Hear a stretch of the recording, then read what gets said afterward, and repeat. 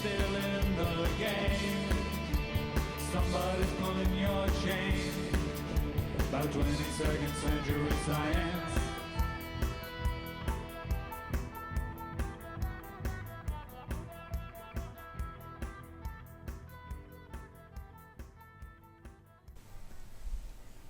Hello and welcome to episode 13 of A 22nd Century Science. My name's Paul Westran. I'm the author of When Stars Collide and the book A 22nd Century Science.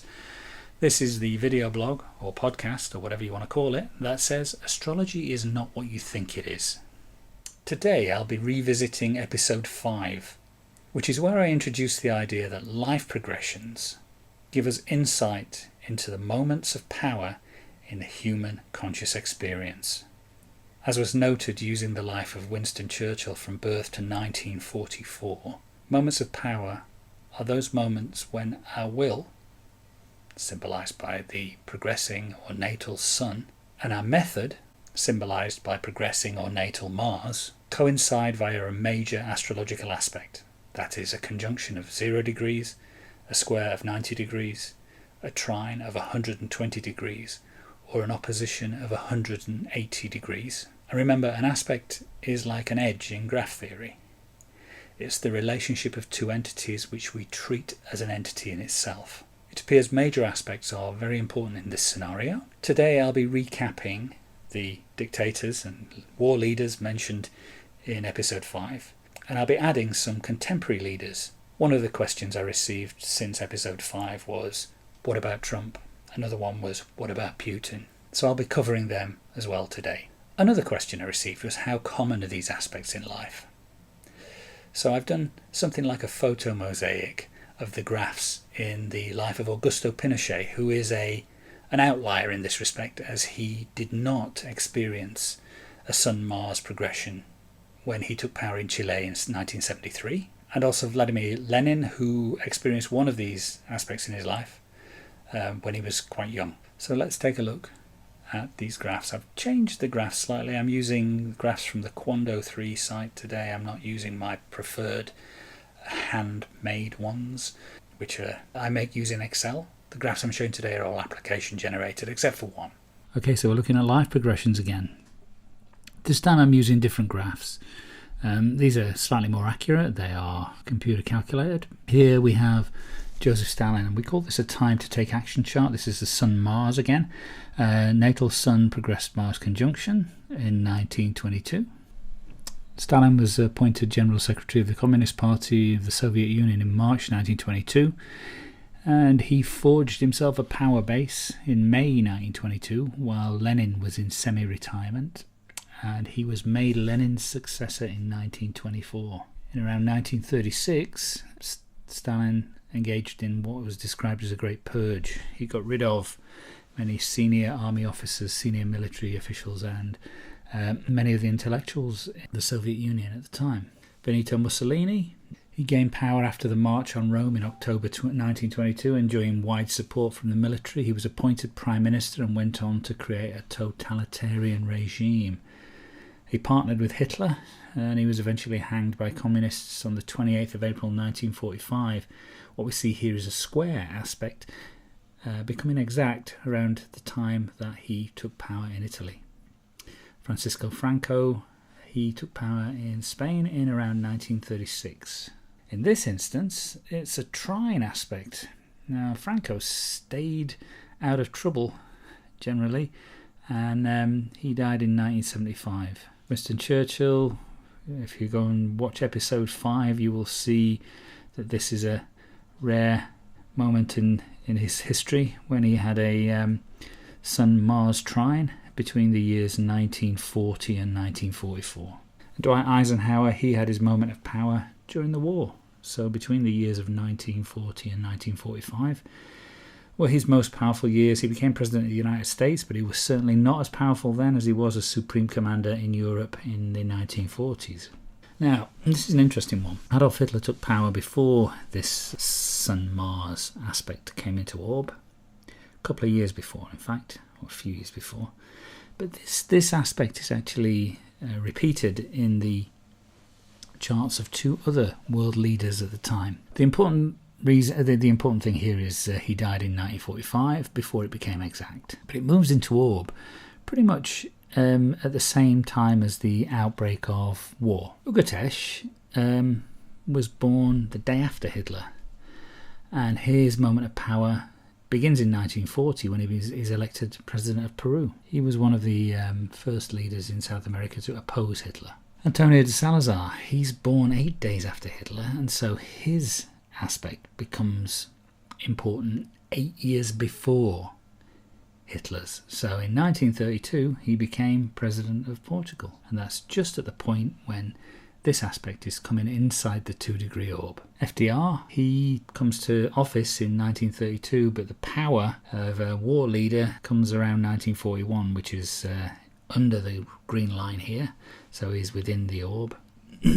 And he remained in power until his death on the 12th of April 1945. And on that day, this man took power. Harry Truman authorised the dropping of 2 atom bombs, the only time this has happened in war. So you could say this is very much a moment of power. I did this graph to show how Hitler is being really chased by several people here. Stalin took power in 1922, but he had one of these powerful Mars moments, some Mars moments in 1936, and that enabled him to be pretty much all-powerful in the Soviet Union, and it enabled him to, when was required, to take ultimate power and effectively throw people at the problem, which really meant sacrificing a lot of Russian lives. What we see here are a number of Sun-Mars aspects becoming exact. And we can see here that following Stalin we have Churchill, and we have Eisenhower and FDR, and then we have Truman. They're all chasing after Hitler, who dies pretty much at the point of Truman's power in April 1945. Mao Zedong, now he has his Sun-Mars square in the mid-1940s, but he has the conjunction just on cue, coming into orb in 1948. Exact in 1950, took power in 1949. Ho Chi Minh. Now, Ho Chi Minh was pretty much a leader that was in charge from the 1940s, from 1945 until his death in 1969. And what you can see here is a very long Sun-Mars opposition, which is quite an interesting aspect, as this rarely happens. It rarely happens that something so long, an opposition lasts for so long. You can see also a trine is forming in the 1950s, which is also useful for someone at war, which is when the war in what was called French Indochina started. Nikita Khrushchev, this is really interesting because it basically spans the years 1951 to 1964. You can also see the remnants of a Sun-Mars trine, which really demarcates his role in the Second World War, which was very successful. The yellow line is telling us another story. It's a square, and although Khrushchev took power in 1953, he was ousted from power in 1964. Quite a poetic looking graph there. Fidel Castro, the trine encourages one, and the square that never became exact. But the defeat of the capitalist forces happened in 1959. I described this as becoming exact in 2008. In fact, it's in the previous video. In fact, it's becomes exact in 2009, but it applies in 2008, which is the most powerful part of the aspect, just before it becomes exact. And that's a conjunction and a trine, and that's the 2008 is the year that Raul Castro became president of Cuba. Nicolae Ceausescu, an opposition, 1965 when he became president of Romania. Islam Karimov, leader of Uzbekistan from 1989 until his death in 2016. He was president from 1991, and you can see that his Sun-Mars aspects, the conjunction and the square, are happening between those time frames. As with most people, these aspects are quite rare. You get 2 or 3 in your lifetime. Lenin had 1 when he was 12 and nothing else in his entire life. Karimov gets 2 at the same time in the same way that Raul Castro did, which is a rarity. Ehud Barak, probably the second most decorated soldier, or the joint most highly decorated soldier in Israel's history, took part in many battles. But he served as the 10th Prime Minister from 1999 to 2001. And that's just about when this aspect is coming into orb. Jacobo Arbenz of Guatemala. He was the second democratically elected president of Guatemala, served from 1951 to 1954. And as you can see, 1951 to 1954 is where that graph shows you his moment of power is. Salvador Allende. He was the first Marxist to become a president of a Latin American country through election. He unsuccessfully ran for the presidency in 52, 58 and 64. In 70 he won the presidency, but in 1973 he was ousted by the military, and as you can see there, 1973 is the year that the moment of power, or the Sun-Mars conjunction, goes out of orb. Juan Perón. He was elected president of Argentina 3 times, but he served his first one from 1946 to 1955, and that's really where this Sun-Mars conjunction is coming into orb. Silvio Berlusconi, Italy. He served as Prime Minister of Italy in 4 governments, 94 to 95, 2001 to 2006 and 2008 to 2011. As you can see, his first push for power involved 2 Sun-Mars aspects, a conjunction and a square. And as we said before, these come rarely in life. So if they happen together, you've got yourself a very, very potent period of power. Lon Nol, Cambodian politician and general who served as Prime Minister of Cambodia from 1966 to 67 and 69 to 71. He led the military coup of 1970 and became self-proclaimed president of the Khmer Republic, ruling until 1975. You can see here that his first power moment is between 1966 and 1969. And then there's another that comes into orb in 1974. He's exact in 1975. Hu Yaobang. He was the leader of the Communist Party of China from 1981 to 1987. He was General Secretary from 1982 to 1987. He was purged, recalled, and then purged again. So you can see that his moment of power is a long one, but his time as head of the Communist Party occurred during this window. Manuel Noriega, Panamanian politician and military officer and a long-time CIA informant, I'm told. He was military dictator from 83 to 89, but he was removed from power then by the United States during the invasion of Panama. Robert Mugabe, Zimbabwe, a trine and a square, another dual aspect. He was what you might describe as a revolutionary and a politician. He led Zimbabwe from 80 to 87 as Prime Minister. He chaired the Zimbabwe African National Union ZANU group from 75 to 80, and he was effectively leader from around 1980, most of the next 40 years, and his Sun-Mars trine and square formed between 1971 and 1981. Leopoldo Galtieri of Argentina, known mainly for being the military leader of Argentina when the Falklands conflict took place in 1982. He was president from December 81 to June 82, and that is the beginning of the Sun-Mars trine in his progress chart. Olof Palme, murdered by an assailant in 1986. He was Prime Minister of Sweden twice, from 1969 to 1976, and then in 1982. So 69 to 76. So 69 is inside the window of his Sun-Mars trine. Václav Havel, leader of the Czech Republic after the fall of the Berlin Wall, which took place in 1989. I think he became Prime Minister around about 1993.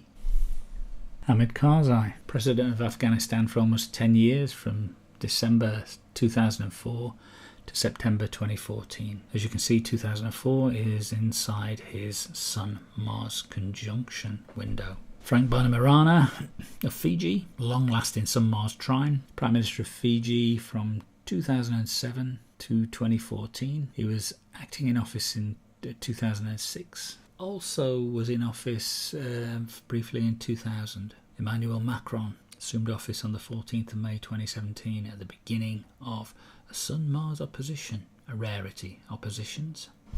Okay, we're getting to our contemporary leaders now. Donald Trump, the Donald. He's had 2 Sun-Mars aspects in his life. The first one was in 1991. It's not on this chart. And the last one was a Sun-Mars conjunction in 2013, when I'm pretty sure he decided to run for office. His power window actually dies out just before he takes office. So it's it's an indication that he never really had power. An interesting thought, but it could be that Trump has been kept out of a lot of the politics that goes on in the United States because of his volatile character. So it gives the impression of having some power, and of course there's some executive power associated with the office of president, but I'm thinking that there were more powerful presidents in the history of the United States. Okay, now we're getting into real contemporary areas. Vladimir Putin.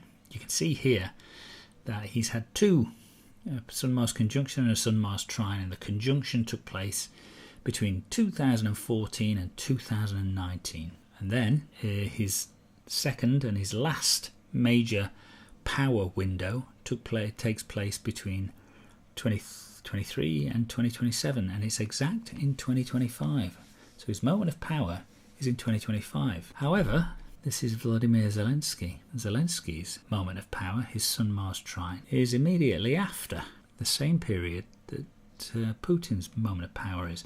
So what we can say about this is that because they're so close together and these moments of power are quite important, the most likely outcome is a truce, and that's what this looks like to me. King Charles, when he was Prince Charles, he had his first moment of power in the 1970s, between 1975 and 1979, and this is when he was in command of a minesweeper. So he had a command of a British naval vessel in the 1970s during this time frame, and that's probably the most power he's ever had. Kings of the United Kingdom don't generally have much executive power, but his next and final aspect is a square, which begins in 2025 and ends in 2031. However, his son gets his moment of power in 2025, and it'll be interesting to see how that pans out, but that looks like a regency to me at the very least. There we are. Thank you for listening. It's tough to define an experiment that enables us to show what this experiment is showing us. And that's because defining what it's revealing to us is very difficult. I can include all of the dictators shown in that picture, but where do I stop? How do I define how this works for a war leader such as Eisenhower? Or a non-dictator like Churchill? Do I include Hirohito? Technically, he had complete power in Japan, but he actually didn't. What about John Major, Tony Blair, Margaret Thatcher? The point of all research in any subject is to enable us to find a variable that will enable us to do scientific predictions. Here we certainly have one that can enable us to do that, but it's just difficult to define what the question is. If you went back in time and placed a dollar accumulator bet on the dictators of the 20th century having their moment of power at the same time as a Sun-Mars major aspect, for 95% you would walk away a billionaire. But if you included Pinochet and Lenin, you wouldn't win anything. But it's fair to say, because it's such a high percentage of leaders and dictators in the 20th century, that it's consistent. It certainly is more consistent than most skeptics would have expected. Skeptics never expect astrology to deliver this kind of consistency. And I haven't even mentioned Tito or Mbasogo or a whole host of others.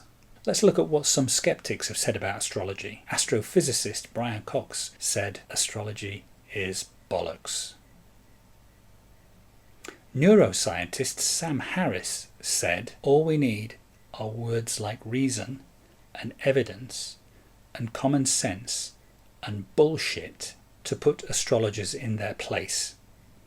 And this is someone who talks about the humility of science. Evolutionary biologist Richard Dawkins wrote, "If the methods of astrologers were shown to be valid, it would be of signal importance to science. Under such circumstances, astrology should be taken seriously indeed. For us to take a hypothesis seriously, it should ideally be supported by at least a little bit of evidence. If this is too much to ask, there should be some suggestion of why we should bother looking for such evidence." I think this subject, progressions in astrology, is far more than Dawkins ever expected. So why should you not listen to these people? Because they're not researchers in astrology, and they rely on the word of people who are also not doing any work to understand what astrology is. Don't expect evolutionary biologists, astrophysicists or neuroscientists to be able to tell you anything about astrology. You've been watching a 22nd Century Science. My name's Paul Westran, where we say astrology is not what you thought it was. Tune in next week for another edition of A 22nd Century Science. Don't forget to like, follow, subscribe. You can hate if you want. Oh yeah, and here's one to look out for the future. It's still in the game. Somebody's pulling your chain. About 22nd century science.